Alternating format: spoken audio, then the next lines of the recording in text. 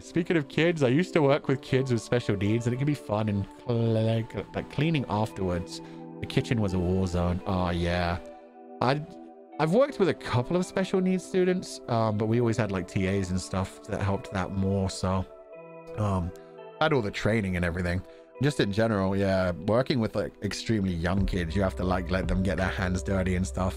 Letting them experiencing like how to produce food is a big one, and letting them experience the natural world, which means you are constantly cleaning up mud and dirt every time they go outside, because you want them to be exploratory, you want them to be digging in the dirt, you want them to be getting muddy, you want them to experience all of that. And the same thing in the kitchen.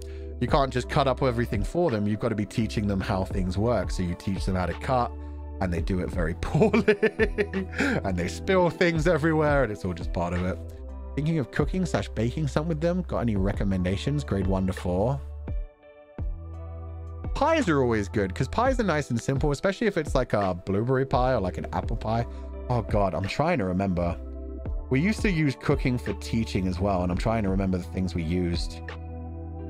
So I remember we used to do things like oil and water separating, but I think that's a bit hard for grade 1 to 4.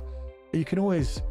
One of the things that we used to do was like growing things before we cooked things. It's obviously too late for that, but like growing things like watercress in the classroom, and then being able to just make watercress and egg sandwiches. But baking... Nah, just go with a pie. Just go with a pie. Pumpkin-shaped cookies. Cookies would be way... Oh.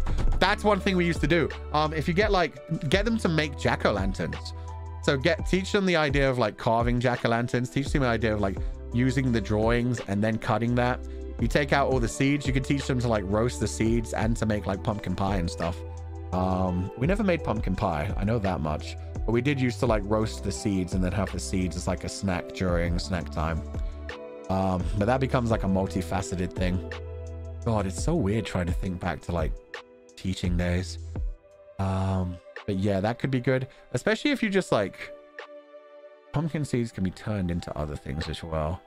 But yeah, pie was always an easy one. I forget why we did pie.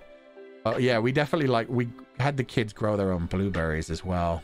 And we had the vines prepared for them, but they put their names on them, and we did the whole like experiment of like some being away from a light source, some being in a light source, some getting more water, some getting less water, and then teaching them how to bake pies. So yeah,